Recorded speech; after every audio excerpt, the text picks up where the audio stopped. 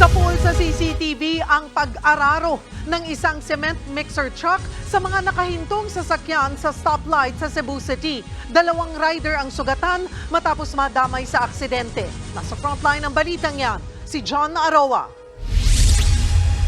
Nakahinto sa stoplight ang ilang sasakyan at 2 motorsiklo sa kahabaan ng Sergeant Osmeña Road sa Cebu City alas 6:30 kaninang umaga. Maya-maya isang cement mixer truck ang makikitang paparating. Mabagal naman ang takbo nito pero hindi ito agad nakapagpreno. Hanggang sa nabangga nito ang mga sasakyang nasa harapan. Nadamay pa ang 2 motorsiklo sa unahan. Agad namang nakabangon ang 2 rider. Pero ang mga motorsiklo nila pumailalim sa isang sasakyan. Pati ang traffic signage sa Center Island nadali.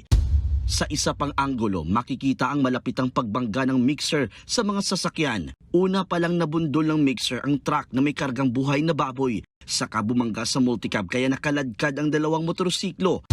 Parehong sugatan ang 2 rider. Ang isa sa kanila kinailangang dalhin sa ospital dahil sa bali sa kamay. Sa imbestigasyon, hindi raw kumagat ang preno ng mixer truck. Depensa naman daw ng driver nito, hindi siya nakatulog, taliwas ito sa hinala ng isa sa mga nabangga niya.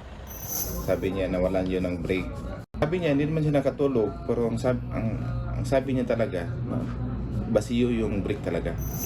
Nauwi naman sa arigluhan ng aksidente matapos mangako ang kumpanya ng nakabanggang mixer na sasagutin ang gastos sa ospital at sa mga nasirang sasakyan. Nagbabalita mula sa frontline, John Aroa, News 5. Mga kapatid, Cheryl Cosim po, huwag maging huli at maging una sa lahat sa balitaan.